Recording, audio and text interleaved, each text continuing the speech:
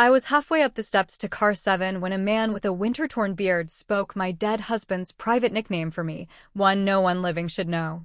"Morning, Cricket," he rasped, holding out a folded newspaper like a donation box he couldn't quite carry. The headline meant nothing. The glinting brass locker key taped to its spine meant everything. A coin clinked against the metal handrail, a dime so worn it looked paper-thin. "It's time to stop letting them flip for you," he said quietly. Locker 24B before the meeting. Don't trust the lawyer with the lemon smell. 17 hours later, the scent of lemon cleaner would roll through a conference room just as a projector clicked to life and a dozen better-dressed people stopped breathing at once.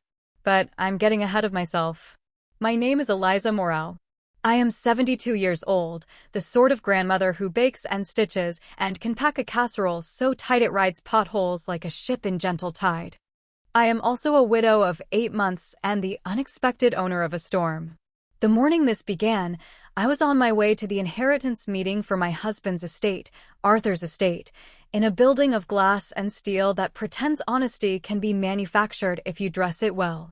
I wore my navy coat, the one with the good buttons. At my age, when you intend to change your life, you wear buttons. I had 3 things in my purse: a fountain pen Arthur gave me for our 40th anniversary, a hard candy I never ended up eating, and a grocery list I could not explain. Old habits fight like stubborn roots. Locker 24B, the man repeated, hoarse. His eyes were a startling summer blue in a windburned face. Not frantic. Not pleading. Measured. He said you'd hesitate. "Who?" I asked, though my bones already knew. "You're Arthur," he murmured. My foot slipped on the iron tread. I grabbed the rail. "Arthur is gone," he said, almost kindly.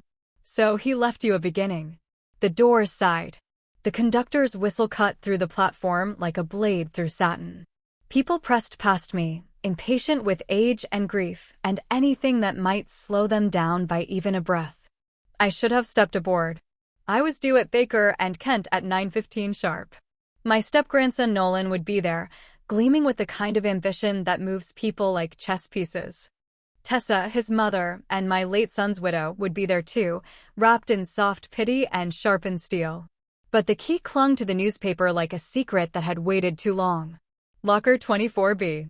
I took the newspaper. The man tilted his head toward the far end of the station. South Corridor. By the old piano. For a moment, a smile broke through the weather-beaten map of his face. He said you'd remember the highest day. 2 notes struck inside me at once, one an ache, one a door. Arthur and that silly superstition he called the dime test. Flip a dime, he'd say, and while it's in the air you'll know what you're hoping for. He made big choices that way, not because the coin decided anything, but because it fleshed out the truth you were hiding from yourself. He had a few other quirks, like hiding love notes under piano keys during our bad winters. Because he claimed it was the only key you couldn't hit by accident when you danced. I looked back at the man. He'd already turned away, drifting into the low tide of travelers with a limp that said his body had been bargaining with cold concrete for a long time. He didn't ask me for money. He didn't ask me for anything at all. There are days when fate looks like lightning. That morning it looked like a station locker with a key taped under yesterday's crossword. I missed my train. The South Corridor had been part of the station since before I was born, a tunnel of tile and echoes. The unused piano sat near the vending machines, as noble and exhausted as an old sea captain at a bright young wedding. Locker 24B was 6 steps past it. I held the key like a confession. Inside, a small tin of throat lozenges with the lid dented in 3 places. A folded note with my name written in Arthur's hand, the script shaped by 40 years of balancing checkbooks and scrawling brilliant, impatient ideas in the margins of Sunday newspaper. A flash drive in a zip bag. A coin, a 1979 dime with a tiny notch cut into the rim at Roosevelt's ear. And a Polaroid, Arthur in our garden last summer, laughing as if the camera had surprised him, lemon light mottling his cheeks through the leaves. Eliza, the note read. If you are reading this, it means I miscalculated time, not intent. The papers they plan to read you are not mine. Trust Samuel. He will look like the world forgot him. I did not. If she smells like lemons, do not drink the tea. Our truth is where you always told me it would be, beneath the high A. Forgive me for leaving work undone. Forgive me for leaving you this work at all. The paper shook in my hands. Forgive me. The sentence didn't ask. It bowed. Arthur's apologies had always been careful. He believed in the particular, not the grand gesture. If he said the papers they planned to read you are not mine, then he meant it in black and white. And if he told me not to drink the tea, he meant that too. I slipped the flash drive and the dime into my coat pocket, tucked the note back into the tin, and turned to the piano. My hands hovered over keys I hadn't pressed in years. The highest notes were hoarse in the thin station air. I found the highest A by ear, then pried up the strip of wood above the keys the way Arthur taught me when we were young and reckless with furniture. There it was, taped beneath the board where only a man married to a pianist would have thought to hide it, a narrow envelope sealed in brown wax with the impression of a dime pressed into it. Inside, a memory card and another note, shorter, hand unsteady. If you must choose between looking merciful and being honest, be honest. The dime will guide you. The train I'd missed shrieked in as if the station took pity and sent another. I put the piano back together and walked toward a future I hadn't planned. Baker and Kent and Low looked like a place where people assembled fairness in bulk. They did not. Fairness is crafted by hand, one stubborn inch at a time, and most of the hands in that lobby were manicured to avoid such work. Nolan sat at the edge of a gray sofa, posture military. Tessa hovered behind him, a veil of concern that never hid the calculation in her eyes. Grandmother, Nolan said, standing but not to hug me. Good of you to make it. I tend to, I said lightly. Hello, Tessa. Eliza. Her perfume reached me before she did. Clean citrus, the kind that rides the air with cheerfulness like a chaperone. Lemon.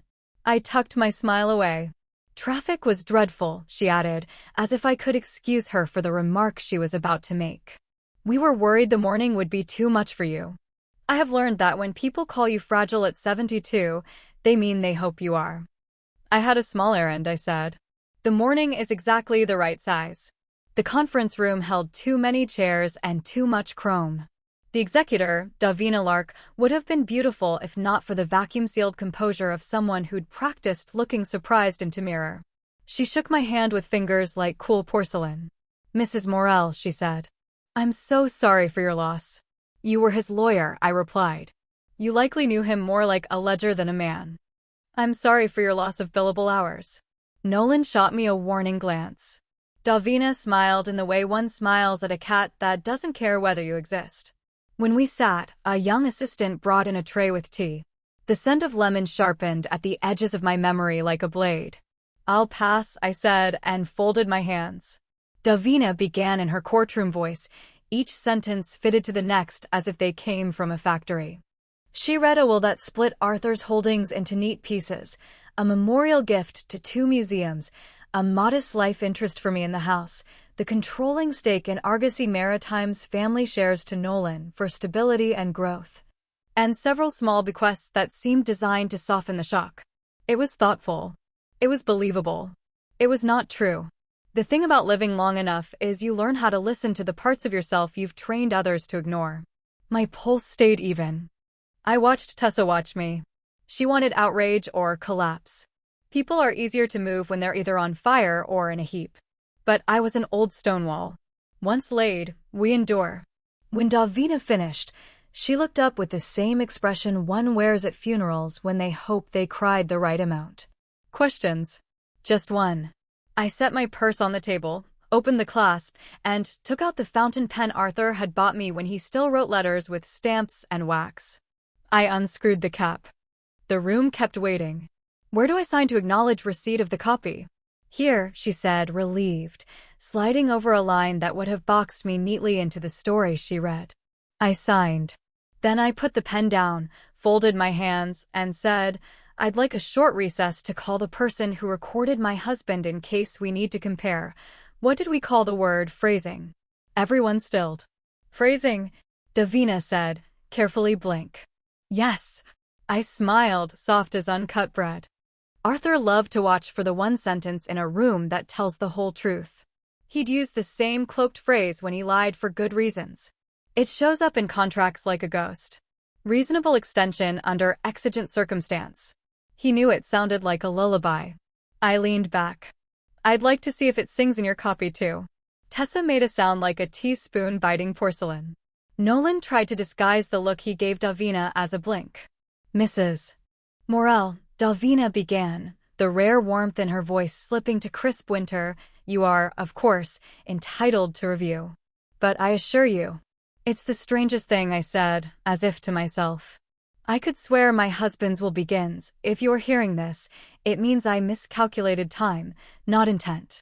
The assistant coughed and vanished with the empty tea tray. Recess, Davina said coolly. 15 minutes.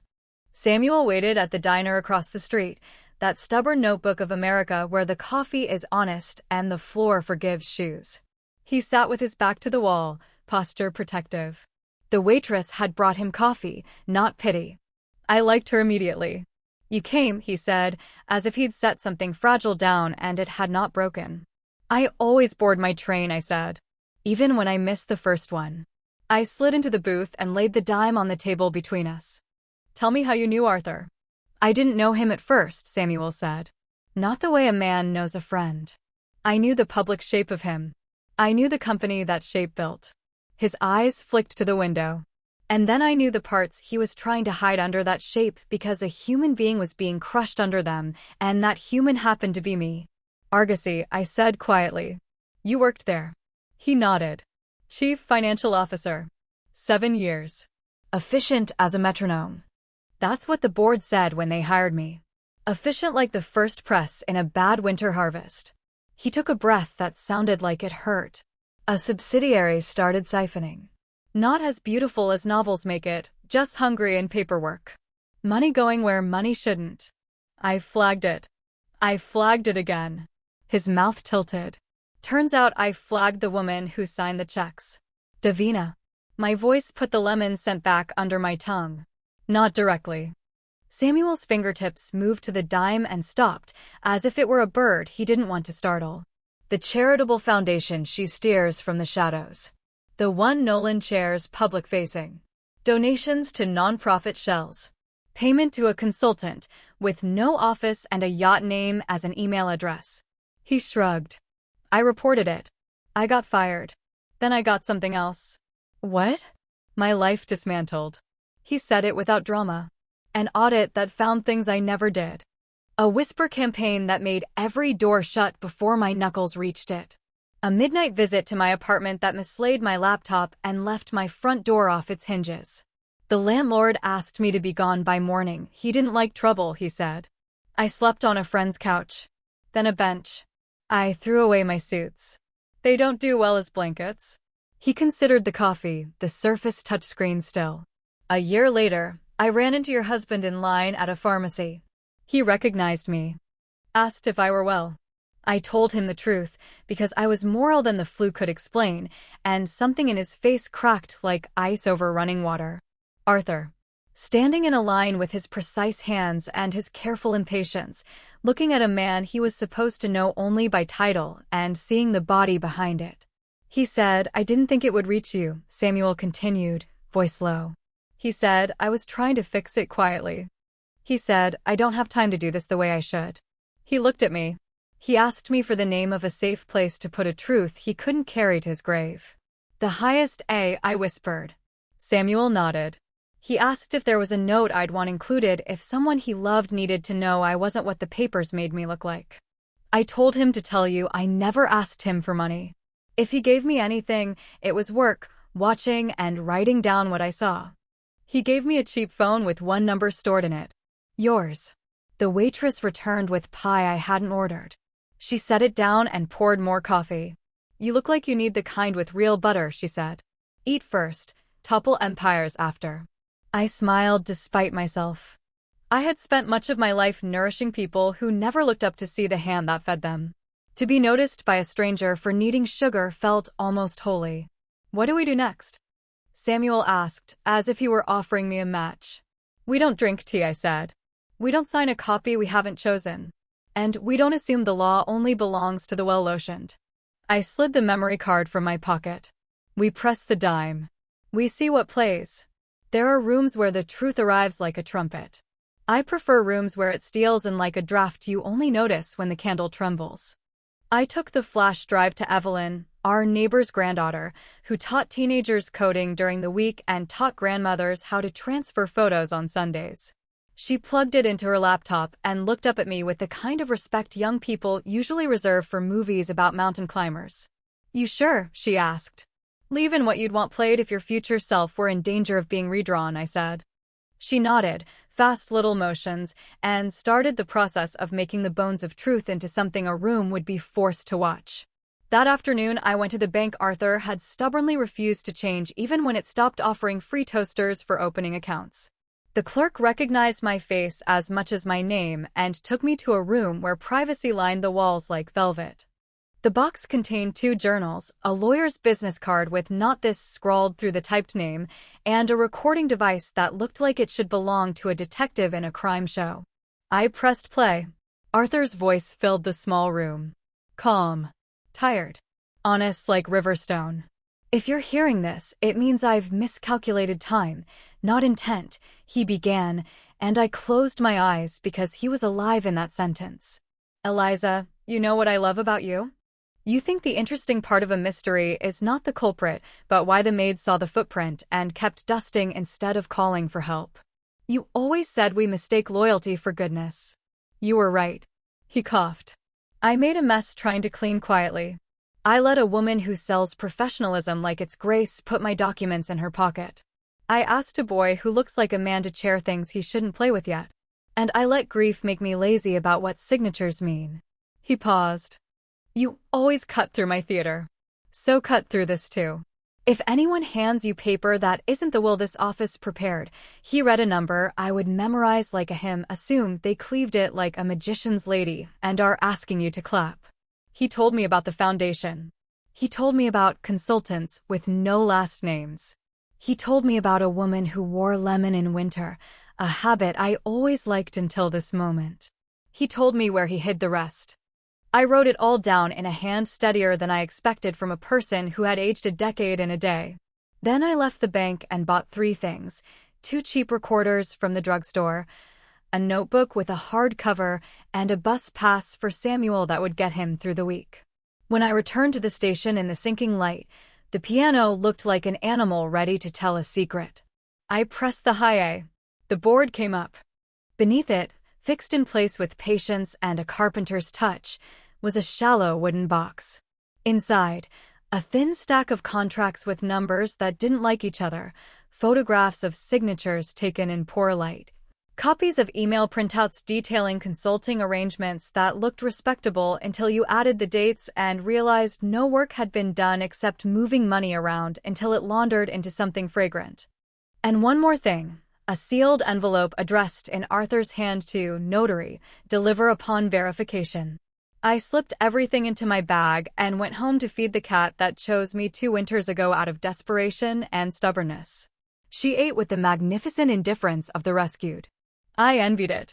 When the house was quiet, I put Arthur's dime on the kitchen table and flipped it.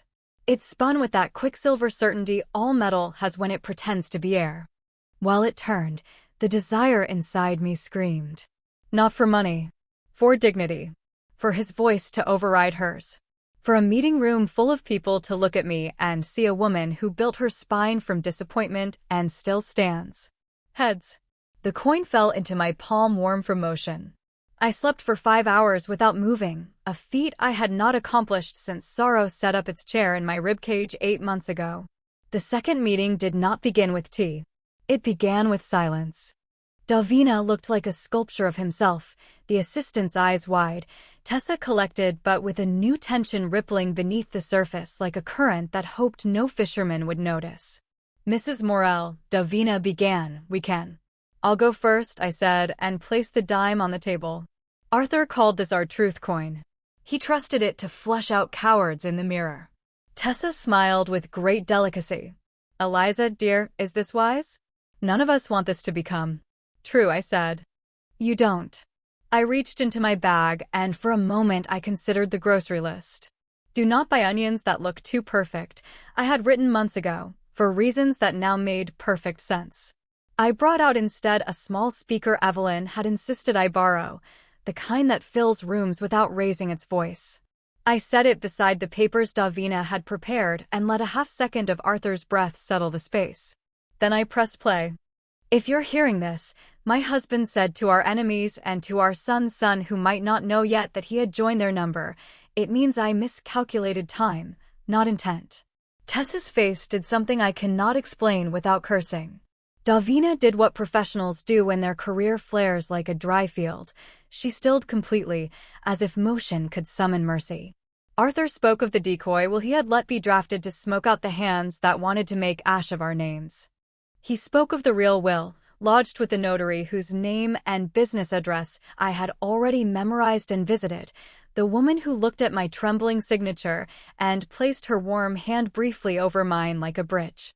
He spoke of a trust one would administer not as a trophy but as a task. He knew me, knew that work holds me together better than victory. He spoke of Nolan getting something true, time, mentorship, the humbling work of learning how money is not a prize, but a responsibility measured not in yachts, but in nights a person can sleep without fear. Then he spoke of the foundation, the one with lemon-scented minutes and moonlit yachts, and said the thing I will be proud of him forever for saying, if anyone tells you that it is disloyal to notice, remember this. Obedience is not a virtue when it serves a lie. The recording ended. The room did not breathe. In the kind of quiet that comes after a clean knife does its work, I placed a copy of the notarized will on the table. Filed this morning with the clerk, I said. Record on the docket by noon. Protected by a judge who made me tea that smelled like mint and not lemons. I met Davina's eyes. I believe you know her husband. Davina's mouth opened. Closed. She flat out fled the room without the grace to pretend she had a call to take. Tessa stood slowly. You have made an enemy today, she said, low enough that Nolan would not hear the hatred in it and learn its map. I know, I said. I happen to be an excellent one. Ask the neighborhood association when they tried to close the playground. Still, she said, all soft. You're alone now. Men like Arthur leave big shadows that make their widows look small when the light shifts. Do you ever tire of practicing lines? I asked. Or do you rehearse them in front of your son so often he thinks they're the only language we have?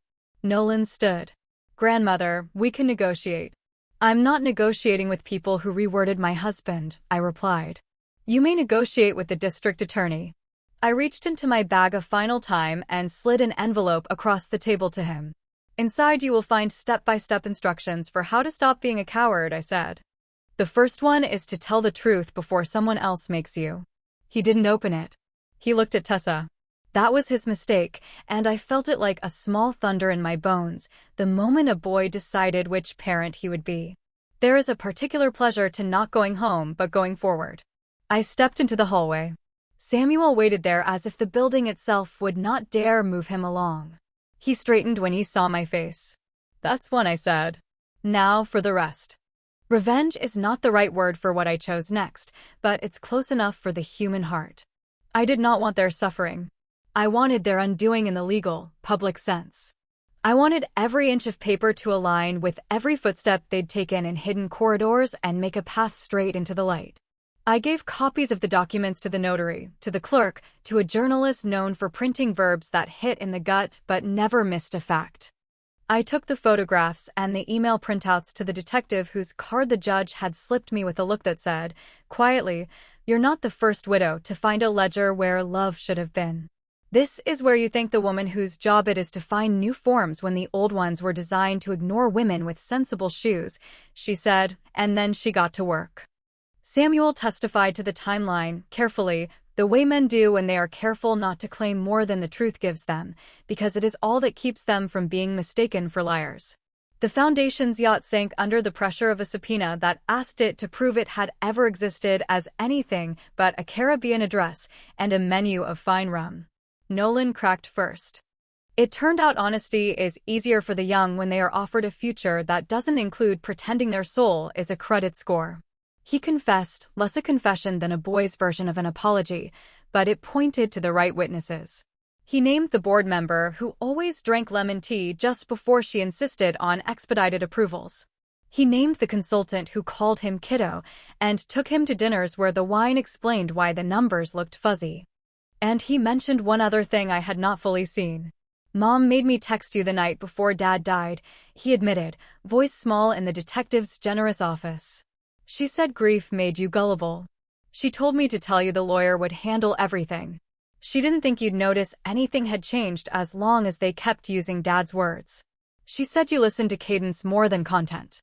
It struck me the way a sudden true thing does, both as an insult and as a blueprint.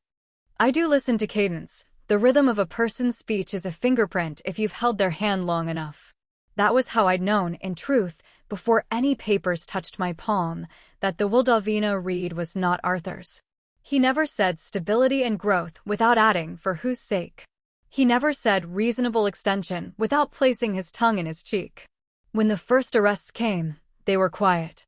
No sirens. No neighbors watching from hedges. Davina turned herself in with the careful, sad smile of a woman who thinks regret might keep her hands clean. It won't. Regret is a useful coach, but it is no soap. Tessa did not weep. She played the wronged woman as if she'd rehearsed the scene in her bathroom mirror all her life.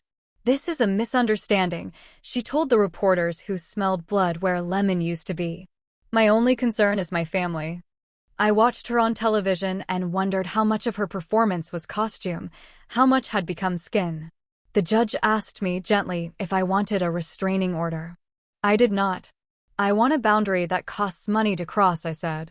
I want a life that makes her irrelevant, not just absent. Then build it, she said. You strike me as a woman who can. In the months that followed, people looked at me differently in the grocery store. The bag boy who'd once tried to carry my single sack to the car as if I were a porcelain doll started nodding at me like I might be a coach who'd taught him how to stay upright after a hard hit. I found I did not need any of that attention. What I needed was work that tasted of purpose instead of survival and a home that did not echo with a man's ghost telling me to forgive him for leaving early. The trust Arthur built was not endless. Money is never a river that makes its own rain. But it was enough to cover my life without fear and enough to seed something that mattered. I asked Samuel to advise me not as a charity but as a job. He took a shower at the shelter down the road, trimmed his beard, and came to my kitchen table wearing a shirt from a thrift store that had somehow saved a gentleman's collar for him. You'll need a new bank account, he said softly, touching the hardcover notebook where we would draw the new map. In your name. Not as a spouse anymore, but as a person who built herself. Done, I said. You'll need to hire an auditor who doesn't answer to anyone who knows lemon, he added, and gave me 2 names. Done, I said. And you'll need a reason to wake up that isn't revenge, he finished, eyes on mine. Done, I said, then paused. Or at least started. We spent the morning listing the problems that did not care about my sorrow and were therefore safe to touch. The shelter needed new mattresses that didn't feel like sleeping on a bag of old screws. The station's south corridor needed lights that didn't make old women walk like thieves. The diner needed a repaired dishwasher and a roof that didn't weep with the first rain. I wrote checks that measured dignity in receipts instead of speeches. They asked me to speak at a small ceremony when the station dedicated a bench near the piano in Arthur's name. I wore my navy coat with the good buttons because I needed my shoulders to remember their posture when the world leans. I did not talk about betrayal. I talked about time. Trains keep it in public. Coins keep it in your hand. Both teach you to choose. I thought fate was a thunderbolt, I told the 50 people who gathered to keep me upright with their attention. Now I think it's a timetable. You can miss a train and still arrive where you need to be if you know the difference between a schedule and a sentence. When I finished, the conductor, young enough to be my grandson, whiskers neat as notes on a staff, pressed the high A for me. The piano answered in kind, a little sharp, a little proud. Afterwards, as people drifted toward coffee and small talk, I felt a presence at my left shoulder, the kind you don't mistake for a draft. Tessa stood there. No cameras. No lemon. Her eyes looked like a cloudy day. I came to tell you, she said without greeting you one. I considered this. No, I said. I stopped you. She flinched. He always adored that about you, she whispered. It made him weak. No, I said again. It made him worthy. Enjoy your money, she snapped then, as if the mask had slid and she grabbed at the closest weapon left. Enjoy your clean hands. They'll go cold just the same. You are confusing winter with consequences, I replied. It's a common error. She laughed without humor. Do you ever stop delivering lines like a schoolteacher? When the students stopped cheating, I said. Goodbye, Tessa. She left without looking back. She had always practiced that too. A stray thought returns to me now when the house holds its breath at 2 a.m. and the cat decides I should wake because she believes in breakfast as a round-the-clock faith. I did not save Samuel. I recognized him. He saved himself, but he let me be the person who handed him a clean towel and a seat at the table. He does not speak of what he lost unless the conversation requires it. He does not linger on what we cannot fix. He tells me once, while we file receipts for the mattresses that will let 20 bodies sleep deeper than they have in years, that the day he stopped wearing a tie was the day he realized he had been more afraid of wrinkles than of being a coward. You taught me the other kind of neatness, he says, a little embarrassed by the earnestness of it. The moral kind. If I live another 10 years, it will be because of comments like that, not vitamins. As for Nolan, he comes around in fits and starts like a boy learning how to walk instead of strut. He arrived one evening with his hair uncombed and his mouth unscripted. I got a job, he blurted, before hello. Not at a foundation, I hope, I said mildly, and he made a face that almost looked like humor. At the dock, he said. Real work. The kind you can count with your hands when you go to sleep. How do you like it? It hurts, he said. I think that might be the point. We ate stew at my table. He asked if I had any advice. I told him to take whatever the oldest worker on the crew offered him in the way of correction, as if it were a recipe that took 3 generations to make right. He nodded like someone who had finally come across a language worth learning. He also apologized, poorly but honestly, not in a long speech but in small, knotted phrases like a boy's first attempts at whistling. I accepted the apology because my vengeance had never been aimed at him alone. It was aimed at the legacy we had all colluded in building, the one that said men who win do. I was halfway up the steps to car 7 when a man with a winter-torn beard spoke my dead husband's private nickname for me, one no one living should know. Morning, Cricket, he rasped, holding out a folded newspaper like a donation box he couldn't quite carry.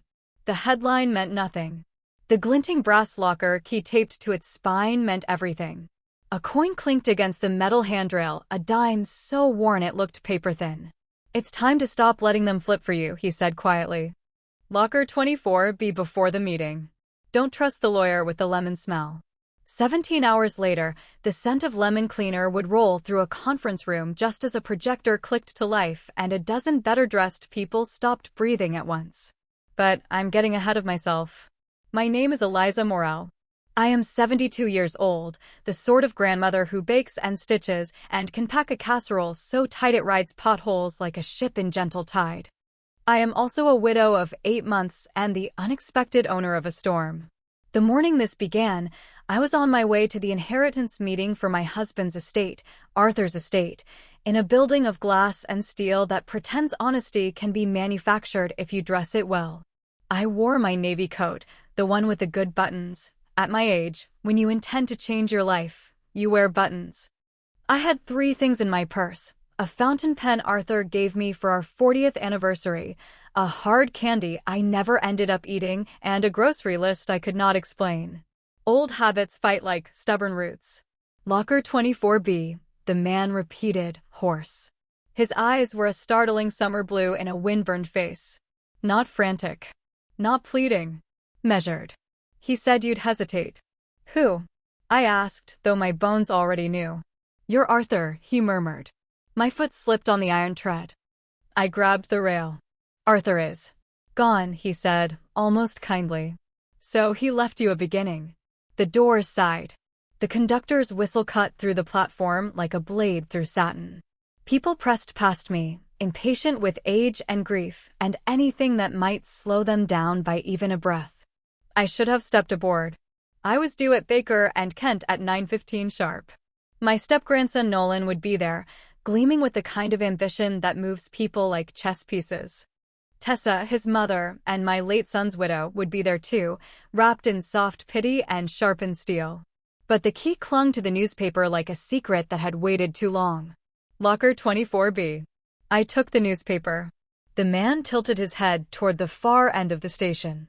South corridor. By the old piano.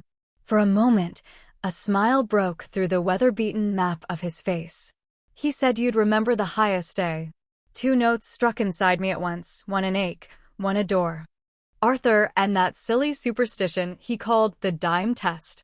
Flip a dime, he'd say, and while it's in the air you'll know what you're hoping for. He made big choices that way, not because the coin decided anything, but because it fleshed out the truth you were hiding from yourself. He had a few other quirks, like hiding love notes under piano keys during our bad winters. Because he claimed it was the only key you couldn't hit by accident when you danced. I looked back at the man. He'd already turned away, drifting into the low tide of travelers with a limp that said his body had been bargaining with cold concrete for a long time.